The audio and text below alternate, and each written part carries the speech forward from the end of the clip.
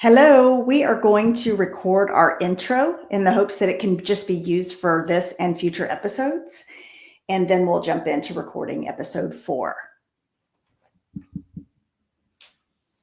Welcome, everyone. You're listening to the Dateable AF podcast because women dating women is wild, wonderful, and occasionally a disaster. I am your host, Dr. Sarah Kyle, a therapist in private practice.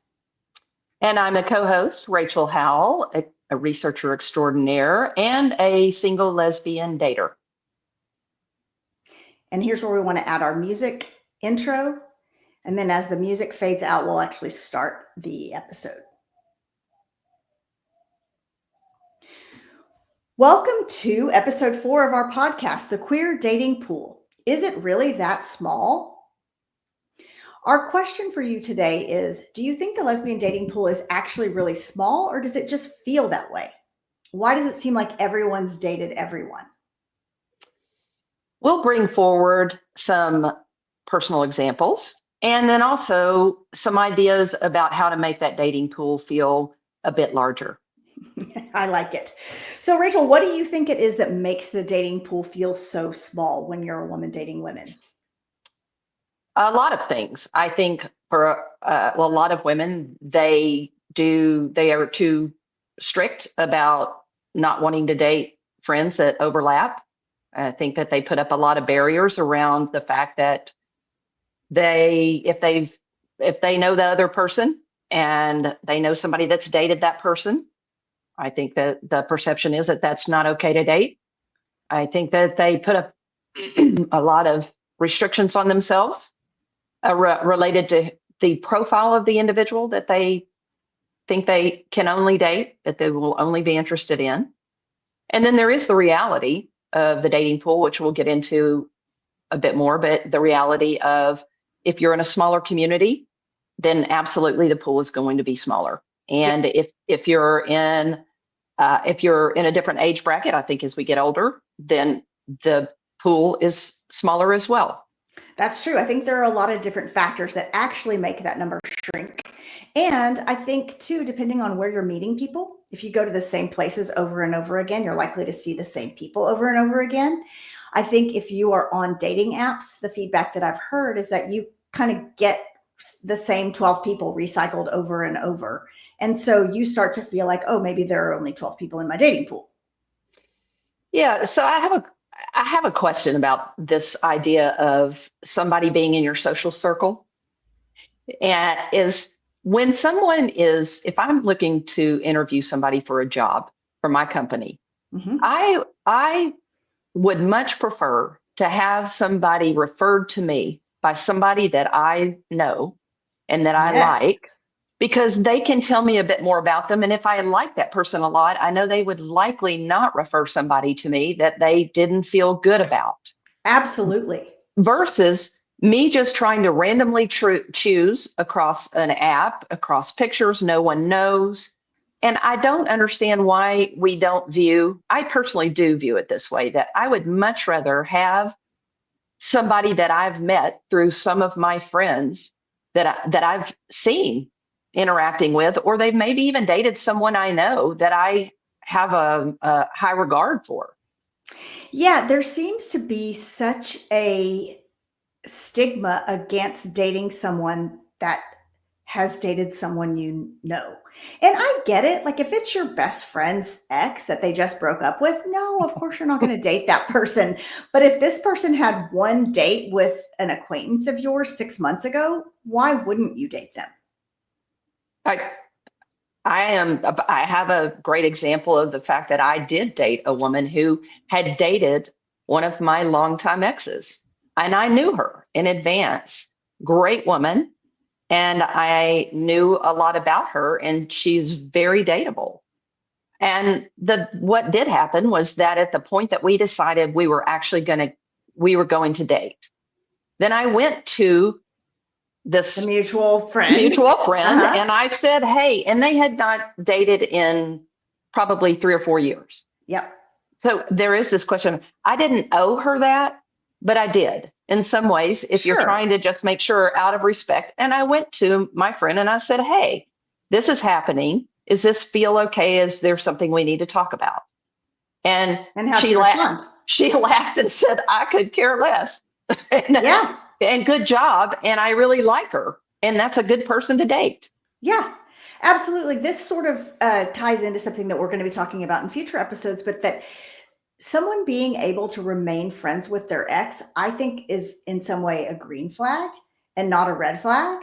So we can talk about that, that in this case, your friend still recommended this person as a dating partner, even though she didn't want to date her anymore. Right.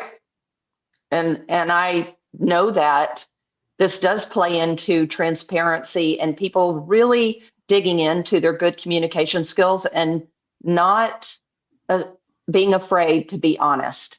Yeah. Just own it and have the conversation. Yep. And I think in some ways it just takes mature people to be able to do that, because let's say you dated someone and it didn't go that well, and now your friend wants to date them. You might be protective of your friend and say, "Oh, red flags, I wouldn't date this person." But there also might be a little bit of you being butthurt. And it's because it didn't work out with you. So then you don't want it to work out with your friend. And that's just not a very mature way of handling things. So I would say don't worry quite so much about the overlap. Again, if it's your best friend and they just broke up with the person, then no, steer clear of that. But if it's in one of your outer social circles, I think it's okay. You remember years and years ago, Sarah, we had two good friends that were together. This is such a lesbian story. Two good friends that were together. They had broken up 20 times and gotten back together, at least. Yep. Now and I then know who you're talking about. Wait, was it Monique? Monique and Veronica. Monique and Veronica. Yes. Monique was dating Veronica. They'd been dating on and off forever. Yep. And then they finally had what they called the big breakup. This is it. I'm done with you. I'm done. And I am out. Yep. And I don't want to see her again. Don't like her. Yep. And she was butthurt, to your point. Yep. And so we had a nice single lesbian friend who had just come out, and we set Monique up. Yep. And I remember Veronica scorched our ass. I do remember that. And it's like, why? Why do you care if someone else dates her? You don't want to date her anymore. That's what she said, but obviously, I do. So yeah, be careful about that. But I think if the key here is communication, that everybody just needs to communicate with everybody. And if it didn't work out with you, that's okay. It's okay to wish for someone else's happiness, for them to go on and be a happy dater, even if it's not with you. Well, if you're going to tell your friends that you need to be sure that if you're not quite over them, that you let them know you're not quite over them. Yeah. And I'm not quite ready for you to set my ex-girlfriend up with somebody yet, because I'm still a little heartbroken about it. For sure. That's okay. I mean, I don't think that heartbreak gets to drag on for 5 years. Yeah, there should be a statute of limitations there. We'll have to come up with the exact time limit of that and let everyone know. Otherwise, that poor person's frozen out of setups for Yes, forever. Exactly. They can never date in this community again. That's right. Well, so let's think about some of the challenges that people face with queer dating that they may not face in the heterosexual world. One of the things that I see for women in particular is that lesbian bars don't really exist anymore in the way that they did a few decades ago. No, and certainly whenever gay marriage was legalized, and then I think that a lot of the idea was that there was no need for specific bars. So that was one point, but the men's bars stayed alive, and they still are much more prevalent than women's bars these days. And there are some reasons. I think men have always been more frequent flyer to their bars. They're better at keeping their bars financially afloat. Yep. Than women. Yeah. And that, maybe that's a stereotype, but I do think with men across the board, not just gay men, but that men go out drinking a lot. Like that's more a part of their culture. And I think women are often home kind of nesting. And I think especially as we get older, we're more likely to gather in someone's living room than we are to go out to a rave and raise the roof until 4 a.m. Well, yes.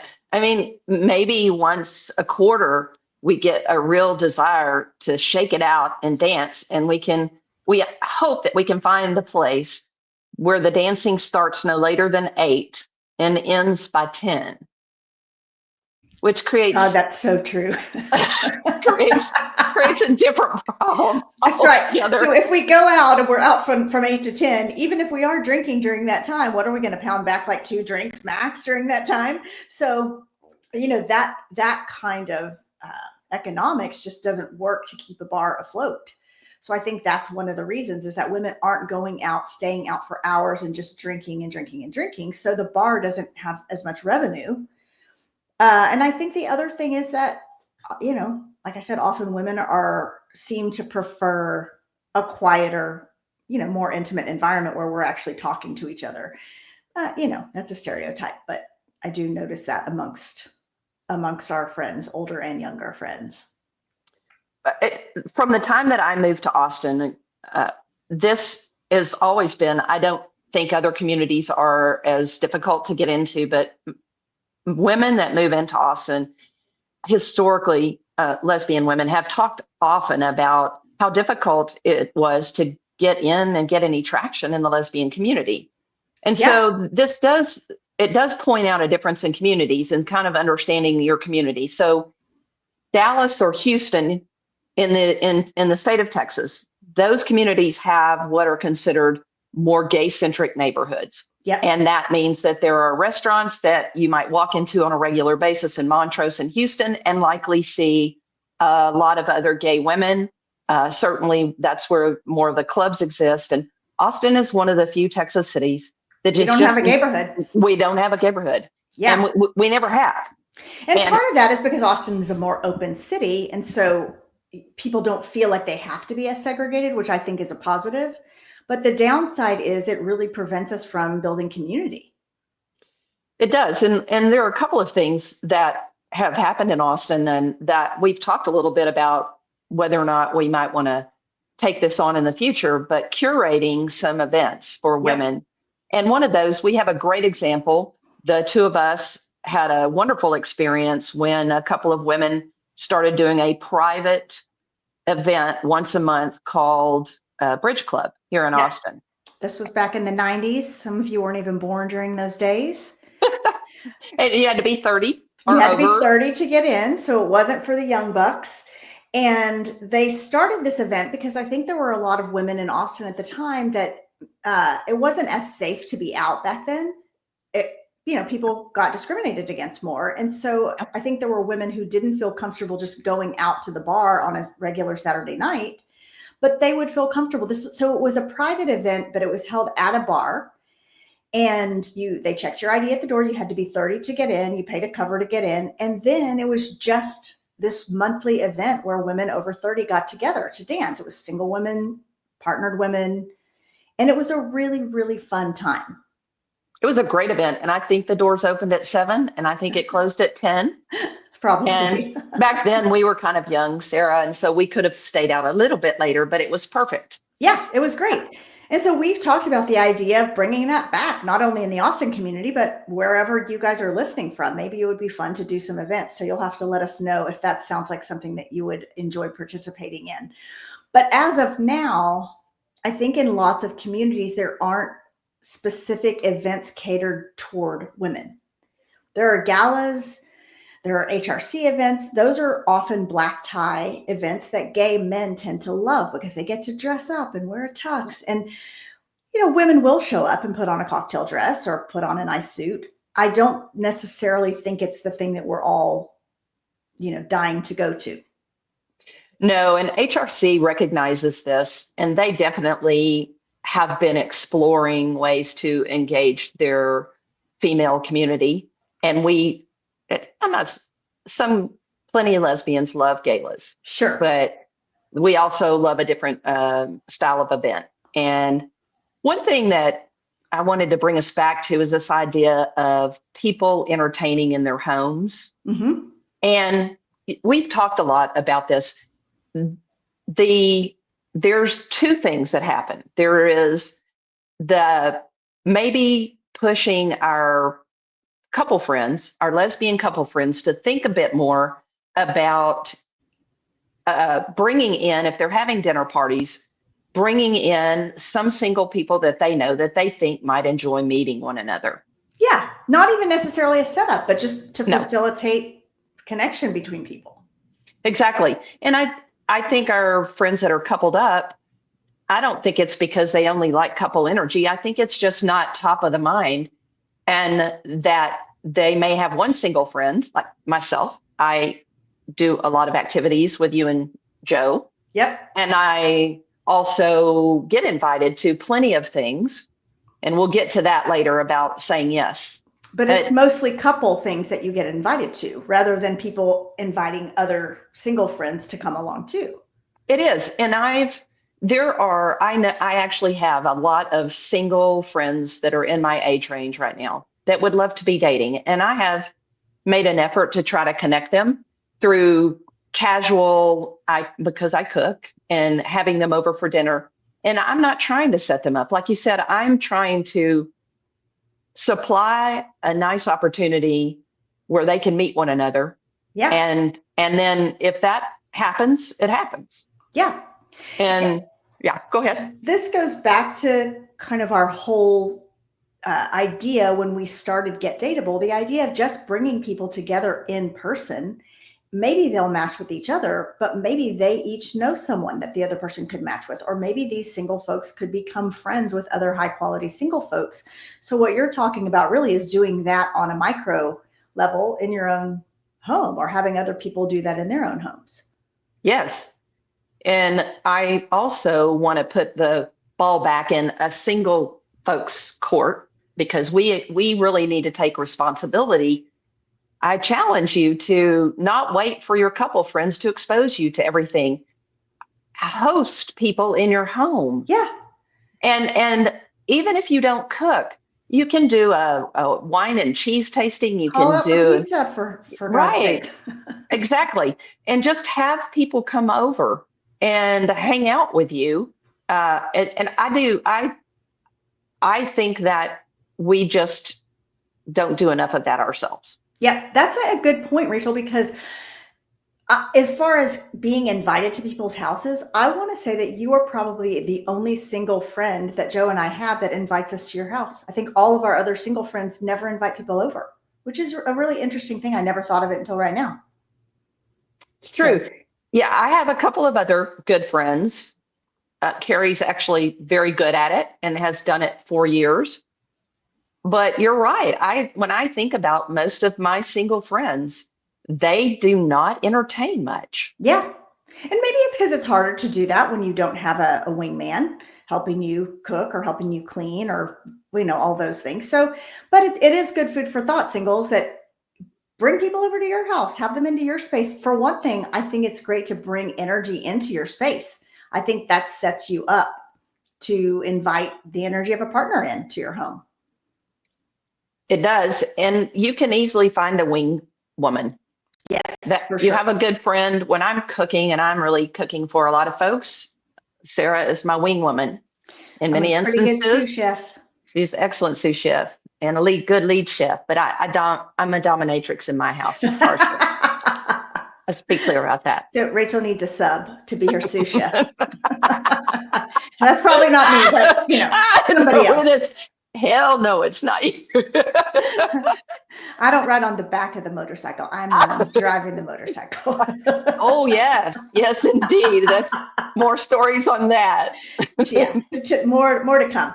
So why do you think it is that women tend to be hesitant to set up their single friends or to introduce their single friends? We touched on that a little bit in the beginning of just worrying too much about whether or not there's overlap. But the other piece of it, I do think, is a concern that if it doesn't work out, you're responsible for that, and that somehow that's going to come back on you. Yeah. Like if they don't like each other or they don't match with each other, that somehow they'll hold it against you, which I don't really think that's going to happen. But if it does, everybody needs to be a little bit more mature, I think. Well, yes. And if people are doing that, if they are holding that against you, then the question is more about them than it is about you. And I also do think people worry about whether or not it's going to mix up their friend group or change the dynamic in the friend group. Yep, I think that's absolutely true.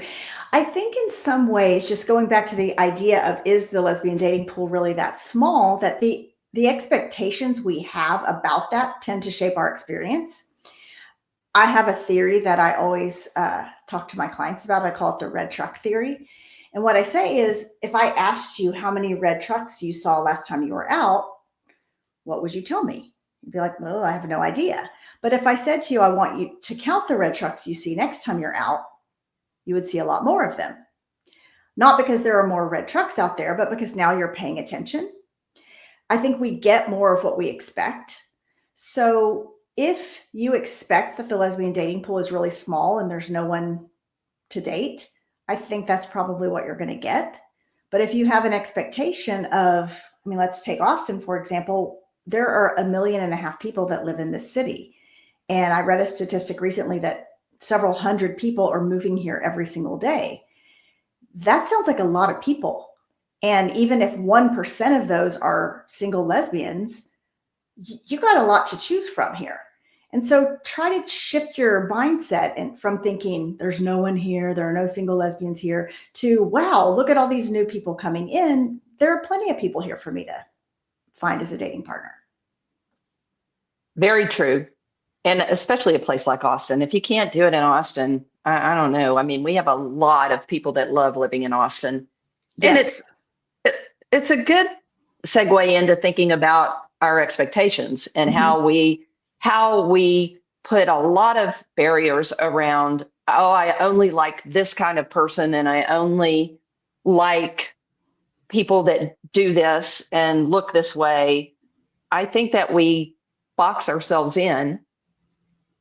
Yeah, for sure. If you say, I only want to date a woman who's 5'10", blonde, and a Virgo, your pool's going to be pretty limited. But if you open up to, maybe those things aren't that important. Maybe what you're doing is creating barriers for yourself instead of being open to all possibilities.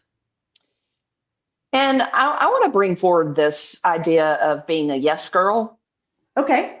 Because I do have friends that talk to me just for the sake of transparency on this. I have not been an app dater. But I have been able to date. Yes.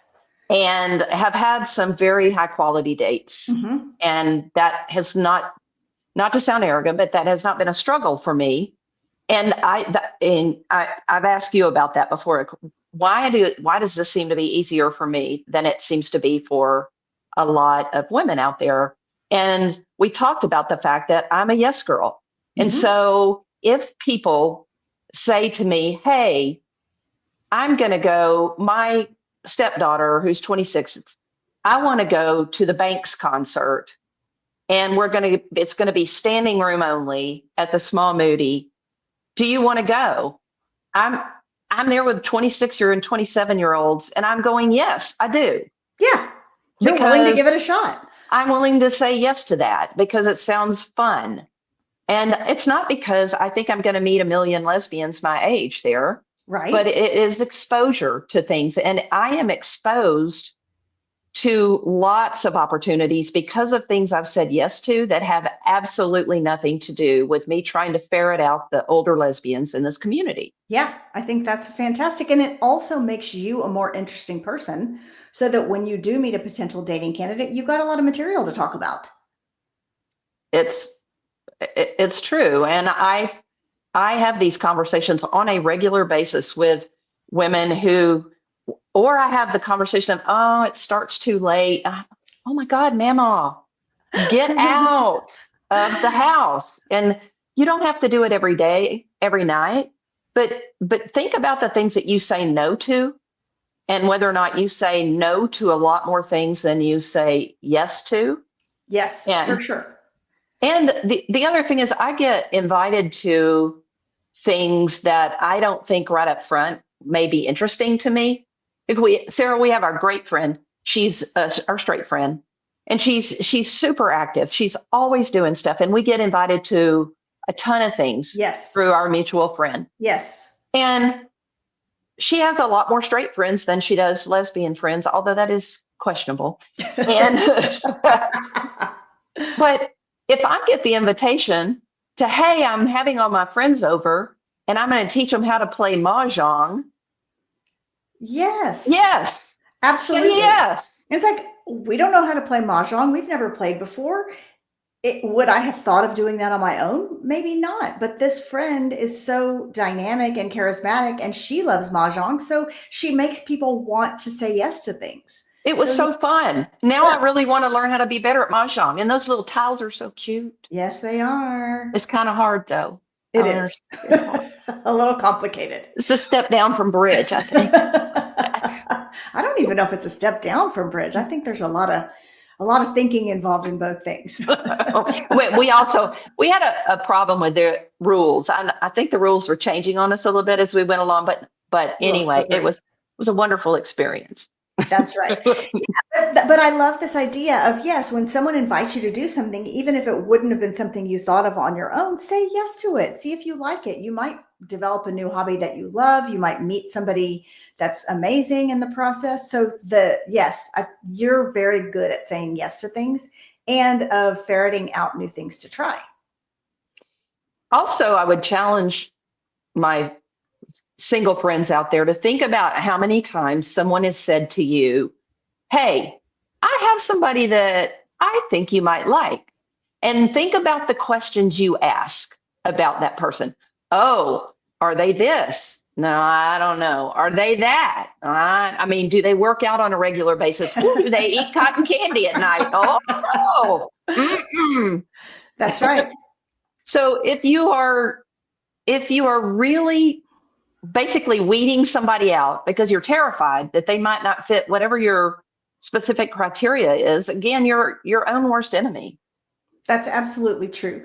And what could you ask instead when someone says, I have someone I might want you to meet? What if you ask something like, oh, tell me what you think I would like about them? So let's try to frame it in a positive, assuming that your friend's not going to set you up with someone who's, an axe murderer or something. And then they're really not your friend, or they're a little mad at you about something that That's you right. haven't worked through. They're being passive aggressive. That's a great suggestion, though, Sarah, is thinking about asking why you really like that person. Mm-hmm. What is it that made you think that I might like them? I got that question last night. I was having a drink with a friend, and I said, I really would think you might like this person. And then she leaned in and she said, what makes you think I would? What is it about her that makes you? Yeah, it was really good. And so what were the things? Let's just talk about that. When you think of these two friends, Monique and Veronica, yes. What do you think they might like about each other? First and foremost, that this person is they're a sexy, good-looking person, a woman. Okay. And they are good at heart. I know them. And they are a solid, very good human being. And that's a great place to start right there. Yes. They are a good mother. They are just solid in character and responsibility. And they're sexy and hot. Yeah. I'm like, what's not to love about that? Right. And then the question I often get is, why aren't you dating them? Do you want to answer that for our listeners? Yeah, I did. You might have dated her once before. Yes. I don't remember if it was Veronica or Monique. Hard to say, but one of them for sure. In all seriousness, I was not reticent to say that, and I was very clear that, and we talked about this in our last episode, I think, but just because you're not a fit with somebody doesn't mean they aren't a great potential date. Absolutely. And so you actually really liked this woman. You thought she was fantastic, and she just wasn't a match for you, but now you have a single friend that you think might like her. And I think we're suspicious. It's like, no, don't be so suspicious. I didn't toss it out because it was bad. No, it was excellent. This is a high quality person, and I wouldn't bring them forward if they weren't. And so when you get to know a couple of people and you think their chemistry might connect and their energy level and if they're humorous and fun, just because it didn't work with you, don't sideline them. Yeah, for sure. So that actually is a great segue into something that we touched on earlier, and that is the overlap. So you dated this person Mm-hmm. and remained friends with her because she's a good person. She just wasn't the right date for you. Yep. Sometimes people get bent out of shape about this, about the overlap. So let's talk a little bit about, I don't know if you feel comfortable talking about this particular situation, but I know that a friend of yours got kind of mortified about the fact that there was overlap in this situation and really discouraged you from introducing this woman to your other friend. Yes. And so we just have a lot of Moniques and Veronicas in this story. Yes. And that what I have currently in this community is two women that I think might really enjoy one another. Mm-hmm. And I am reticent to introduce them simply because some of their good friends think that would be a bad thing to do because of the fact that they've dated somebody else that they liked. And here, it's frustrating for me. The nice thing is I actually think, and for sure, one of the women thinks it's ridiculous too. And she said, that's just stupid. We should be able to do this. I think that we as lesbians shoot ourselves in our foot because we're like a junior high school, I don't know the right word. What were you terrible in junior high school? Sending notes and talking about one another and doing all that silly stuff. Just that gossipy click kind of thing. Yep, I think that's so true. And it's like, why are we doing that? We are better than that. And I will honestly say that I do believe that if you have an emotional attachment that you haven't broken, and so it would feel uncomfortable to you at that point to go out with that person because they actually maybe saw an ex of yours, then that's fine. You can own your emotional attachment to that and be clear and say, I just don't think I'm ready for that because I think that's going to feel pretty uncomfortable for me. But there is nothing fundamentally wrong with that, the possibility of that meetup. Yes, agreed. And if you are still struggling with something, hello, go to therapy. Go talk to someone about it because you don't want to be harboring something years down the road. That's a terrible feeling. Dr. Sarah Kyle. 1-800 call Dr. Sarah. Or maybe 1-900. Ooh, that'd be even better. That's a throwback. I don't even think we have 1-900 numbers anymore. I haven't tried it lately. As an aside, I had when I was in the dating bee years ago, a woman that I dated was a 1-900 provider. For those of you that may be too young to know what this is, it was a call in back when we used to charge for long distance calls. You would call into this number and it was like a sexy hotline that you could have someone talk dirty to you. It's kind of like the and now why am I blanking on what is the website? I don't know. I just know OnlyFans. It was like the OnlyFans of the 1990s. Okay. So you would call in and someone would talk sexy to you. And so this woman that I dated, who was a lesbian, was a 1-900 operator. And men would call in and she said, I'm literally on my couch eating Cheetos and wearing sweatpants. And these guys would call in and be like, what are you wearing? And I'd be like, I'm wearing a sexy nightie. And she put herself through college doing this. Oh my God, I love it. It was great. Did you call her and make her do it? I couldn't afford it, girl. I think that thing was like $50 a minute or something. It was some crazy amount of money. But anyway, I don't know why I digressed into that story, but that was a lot of Cheetos. Yeah. She's like wiping orange powder on her sweatpants from the Cheetos, telling this guy she's wearing some Daddy, I don't know, but I can picture it. But it brings me back to our time in San Francisco when we met the daddy girl situation, and we were both woo, like tell us more about that. we Hmm. were way too curious, Way leaning too into that. curious. That's So right. back to the topic at hand. So we're talking a little bit as we get close to wrapping mind shifts, thinking about just thinking about the pool being plenty big, that there is an abundance. And Yes. it's also not about whether there are 4,000 lesbians that meet your criteria that are available to you. It's more about quality than it is You just need to find quantity. one right person. It doesn't matter how many singles there are out there. You just need one right person. And so try to focus on that instead of thinking of there's a lack of potential candidates out there. It doesn't really matter how many potential candidates there are. You just need the right one. So trying to shift your mindset around that. For sure. And I wish I had a penny for every time I've had friends say there are no good lesbians out there. And I say over and over again, there are plenty of high quality lesbians out there. And that what we need to think a lot about is what you need to do personally in order to put yourself out there more. And then what we need to do as a community to help each other, find Yeah, to one support another. each other. Absolutely. So finding your group of people and being willing to introduce your group of people to other people that you know, because they might be good friends, they might like each other as a potential dating partner. The lesbian dating pool is actually not as small as you think it is. No, it's not. So the other takeaway is just again thinking about stretching yourself to do things that you have control over, that you can offer to your friends, Yes. to bring them together. Again, just don't be so focused on matching them.